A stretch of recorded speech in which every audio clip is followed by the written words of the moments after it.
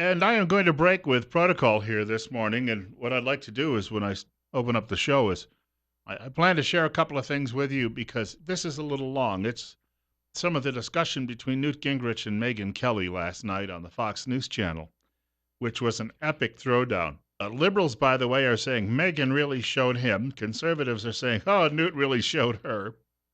So you'll have to make up your own mind. I'll play that, about 2 minutes of that exchange for you in just a couple of minutes, where Gingrich is challenging her about bias in media. Now, it is said that she is going to be leaving Fox and signing with CNN, and that she's going to move over to the Clinton News Network. Once she does that, and they'll pay her a great deal of money to do it, it'll be like going into the witness protection program, and you'll never hear much from her again. After all, Alison Camerata, formerly a host on Fox and Friends, went over to CNN, vanished.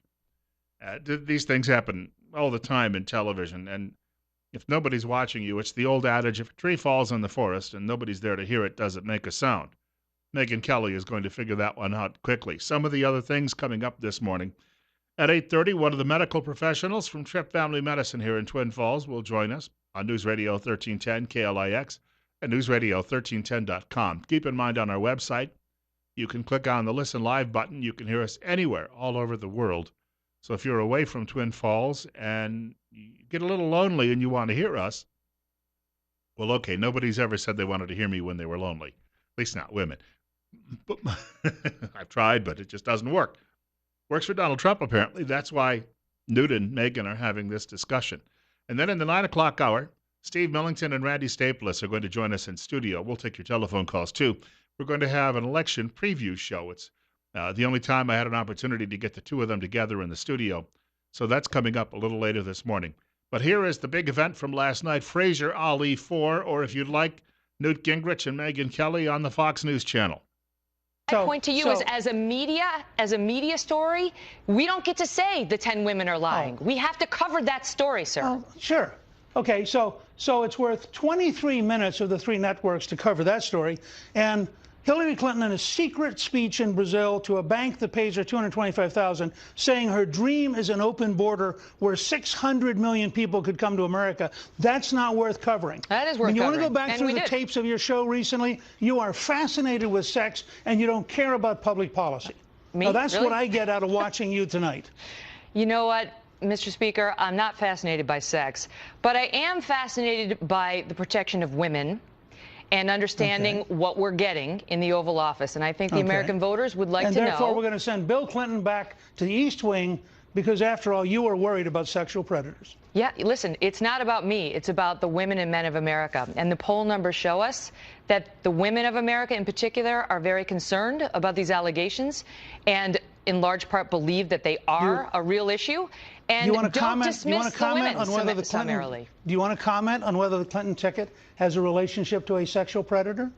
We, on the Kelly File, have covered that story as well, sir. I will tell you the polls. I just want to hear you use the words. I want to hear you use the words, Bill Clinton, sexual predator. I dare you. Say Bill Clinton, sexual predator. Mr. Speaker, disbarred we've covered... by the Arkansas bar? Disbarred by the Arkansas bar. $850,000 penalty? Excuse me, sir.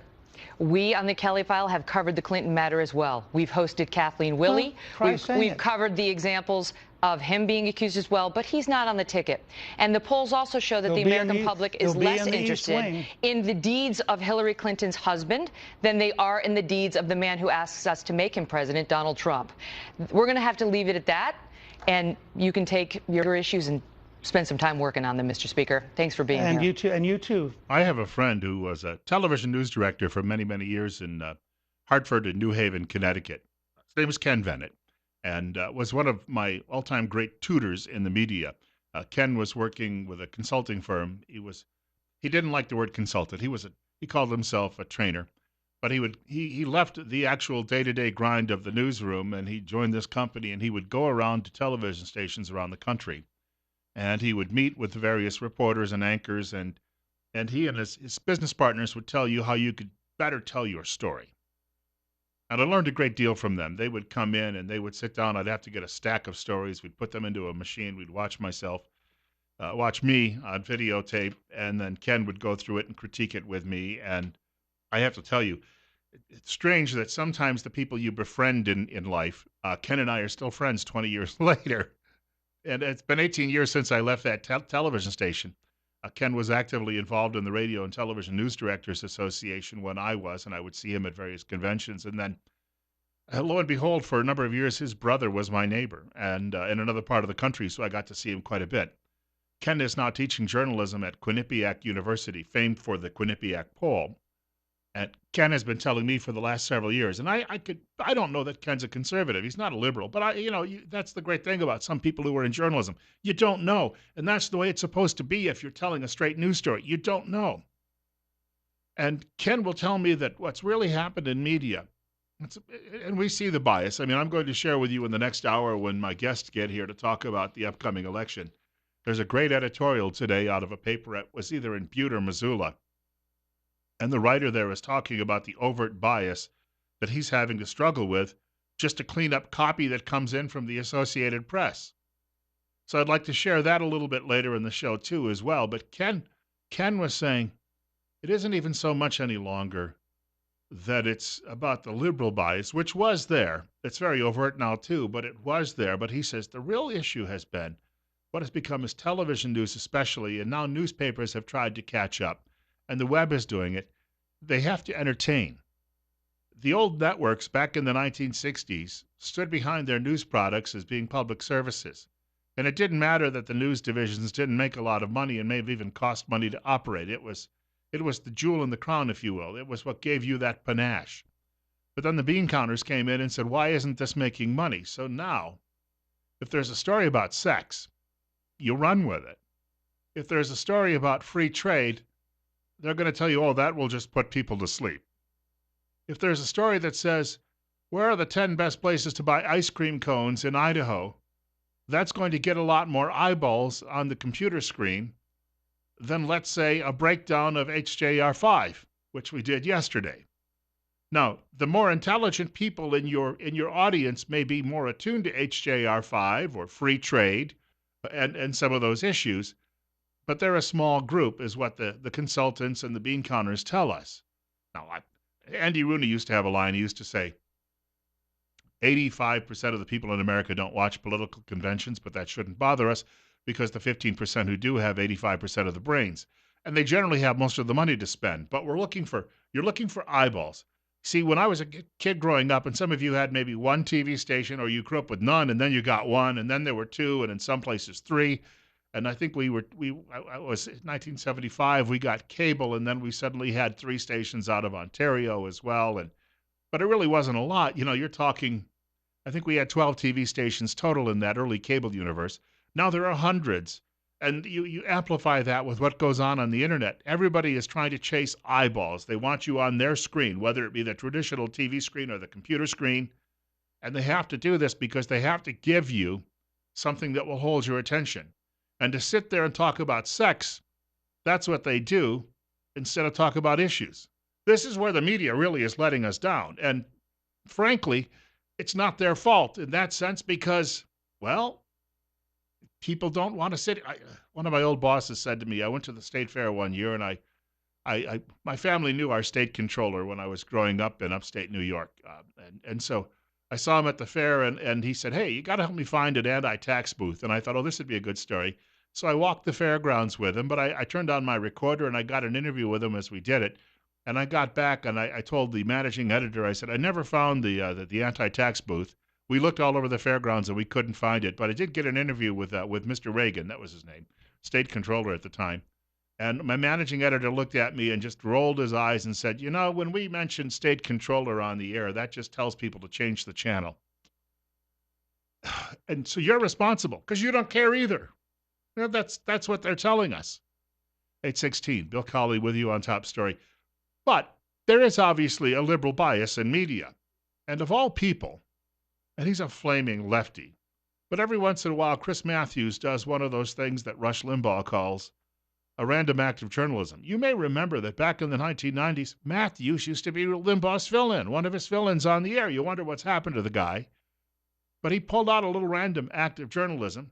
He was talking to the New York Times national political reporter, Yamiche Alcindor, and this was, I guess, on Matthews' program on MSDNC last night, speaking of the Witness Protection Program. So more people will hear it today in Twin Falls, Idaho than saw it on TV last night. And he decided to ask her a question. Take a moment and listen to him asking her the question.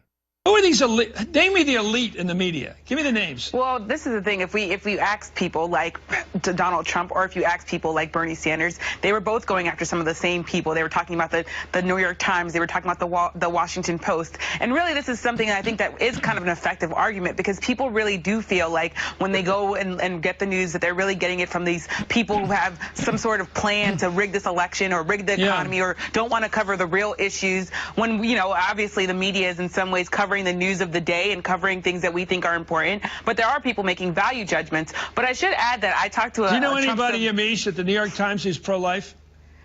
That's not a question I'm going to answer. I have no idea. Do you know anybody? You don't have to name names. Do you know anybody at the Times who's pro-life? I've not asked my coworkers that question, I should say. Oh, that's cute. She says, I have not asked my coworkers that question. She, by the way, is working as the national political reporter now at the New York Times, where she can ask people a lot of questions. I'm sorry, but is there any effort for quality in this country any longer, even in media?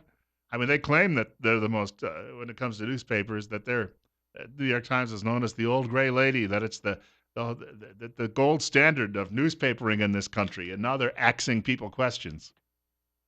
8:18, Bill Colley with you. Ben Dominic, who's the editor of The Federalist, has a great piece that I happened to catch today. You can find it at, I believe it's Real Clear Politics. There's a link to it. And he says the reason we're at this point in this country anymore is because America's fallen to pieces. You hate to be, how shall we put it? You hate to be that depressing about it. But he went into this, the failure of American institutions, not of conservatism, made Donald Trump possible. And I could just tell you right now, it's a great read, but it's a real bracer. It'll wake you up. And he said, you have to ask yourself why there are so many Trump voters, even the middle class ones, why they're willing to listen to what he has to say. All this is happening because society is in collapse and no one trusts institutions to one another or one another. It is due to the failure of government, largely stood up by the progressive left to live up to the promises of offering economic security and education and the promise of a better life. It's due to the failure of corporate institutions who have warped America's system to benefit themselves at the expense of others. And he says it is due to the failure of cultural institutions like the church and community organizations to help the people make sense of an anxious age. We've got more coming up. As I mentioned, election special in the 9 to 10 o'clock hour. We'll be joined by Steve Millington and Randy Staples. Steve is the chairman of the Twin Falls County Republican Party. Randy is from Idaho Weekly Briefing. They'll be taking your telephone calls too in hour number 2. And then between 8:30 and 9 o'clock, it's Better Health with Tripp Family Medicine right here on News Radio 1310, KLIX, and newsradio1310.com. I wanted to mention quickly, Russell Singleton is going to be joining us in a few minutes from Tripp Family Medicine in Twin Falls, and we're going to pick up our discussion about coldness that we were into a couple of weeks back, and because it got some interesting comments and questions about that. But there are a lot more. That's on the way. Also wanted to mention, speaking of cold, by Monday, now the original forecast for Halloween Day was rain, but it looks like now it will just be cloudy, but only a high of 53. So it'll be chilly. You might want to wear something under that costume if you're out. Speaking of the colder weather, you should really make sure, if you haven't done it yet, that your furnace is in good operating condition, and you need to call the pros at Ramsey Heating and Electric, because the team at Ramsey's will make sure it's done right. When they do the repairs, they'll get it done right the first time. Problem-free. Cozy winters are found at Ramsey Heating and Electric, 2600 Overland Avenue in Burley. The telephone number, 678-0459. Ramsey Heating and Electric, where they sell warm winters and cool summers. Got something I wanted to share with everybody today for a few minutes. And just, I want to thank Steve DeLuca. Some of you know him on the local level because he's involved with a lot of, real estate business, but also he is growth issues and the like. He's got a lot of stake in all of that here in the area too as well. But he sent me a link, and I normally read Crisis. I get a daily email from Crisis. It's a conservative Catholic magazine, and I missed it apparently yesterday morning. But this comes. It's from a speech that was made by Archbishop Charles J. Chaput. He's the Roman Catholic Archbishop of Philadelphia, formerly of Denver, And Chaput is one of the rare people in that sort of role in the Roman Catholic Church who's actually from an indigenous tribe. So he has quite a lot of interesting life experiences, having grown up in Kansas and the like, too. He's a Middle American. And he's going, I'm not going to give you the whole thing. There's just simply not time, but I'll give you a few highlights. And he's talking about how Mary accepted when God came to her and said, I've got a big job for you. And in doing that, she reminds us, he writes, of the great line from C.S. Lewis that Christianity is a fighting religion, not in the sense of hatred or violence directed at other persons, but rather in the spiritual struggle against the evil in ourselves and the world around us. And he goes on to say people feel angry because they are powerless. And he's talking about America today, and they feel powerless because in many ways they are. And he says, some people believe, of course, that in America there are only two ways to go, and one is aristocracy, and that would be someone ruling by fiat, or democracy, and he says, but it's much more complex. Then he goes on to say, G.K. Chesterton, the Englishman, once quipped, America is a nation that thinks it's a church. And Chaput says he was right. In fact, he was more accurate than he could have guessed. He says, Roman Catholics came to this country to build a new life. They did well. They've assimilated, and he says, to put it another way, though, quite a few of us have worked our way into a leadership class that the rest of the country both envies and resents. People like Nancy Pelosi, Anthony Kennedy, Joe Biden, and Tim Kaine are not anomalies. He says, I suppose 1960 is a good place to date the start of our current troubles, when candidate John Kennedy promised Houston Baptist ministers that if elected, he'd keep his faith separate from his presidential leadership. And then he became a technologist. He put his faith in technology in the White House. The Archbishop writes, technology and its comforts are now our substitute horizon for the supernatural. Technology gets results, prayer not so much, or at least not so immediately and obviously. What Christians mean by freedom and equality is very different from the secular content of those words. And he goes on to say, talks like mine today are always a mixed experience. Optimism and pessimism are twin forms of self-deception. And he writes, we need instead to be a people of hope, which means we don't have the luxury of whining. In Philadelphia, I'm struck, he writes, by how many women I see on the street are now wearing the hijab, or even the burqa. Some of my friends are annoyed, but that kind of in-your-face Islam is now common. And he says, I have a long list of concerns about Islam, but I admire the integrity of those women, and we need to help many Christians and Catholics recover their own sense of distinction from the surrounding secular meltdown. Losing people who are members of the church in name only is an imaginary loss. He says, a theologian in my own diocese recently listed inclusivity as one of the core messages of Vatican II, yet to my knowledge, the word didn't exist in the 1960s and appears nowhere in council documents. We need to begin, he says, in ourselves and in our local parishes by unplugging our hearts from the assumptions of a culture that still seems familiar but is no longer really ours. It's a moment for courage and candor, but it's hardly the first moment of its kind. Some years ago, he was banned from speaking in Canada because he gave a speech in Toronto. And he decided to start quoting from the Bible, and people said that he was being mean-spirited. Now, when government tells you that that certain things about your faith have to be dropped, it tells you that government doesn't believe that any of that is true, which means they're atheists, and we're going to have a battle with them. Meanwhile, Christian writer, this is from a Protestant writer, Gideon Strauss at Christian Post, and he says, what America needs most now from its evangelical citizens is a thoroughgoing Christian personalism. Focused not only on the single issue of abortion, but also a personalism that can nourish the commitment of human rights that defines America. That would be, of course, your right to practice your religious faith, too. And he goes on to say, a personalism that can serve as a bulwark against the acid of individualism, the allure of statism, and the idolatry of race at home, while revitalizing an American internationalism that is motivated and constrained by a commitment to the dignity of the human person. This kind of personalism is best learned, he writes, in church. He tells the story in his piece today about how he was struggling with faith when he was young, and he visited a monastery, an Anglican monastery in South Africa, and he said to an old priest, I'm having difficulty in the modern world, what should I do? And the priest looked at him like, what are you talking about? The priest said, well, pray, read the Bible, and go to church. That's it. 8:30, Bill Colley with you. Better Health with Trip Family Medicine on the way in just a few minutes. It's 43. Thank you for joining us this morning on Top Story on News Radio 1310 KLIX and newsradio1310.com.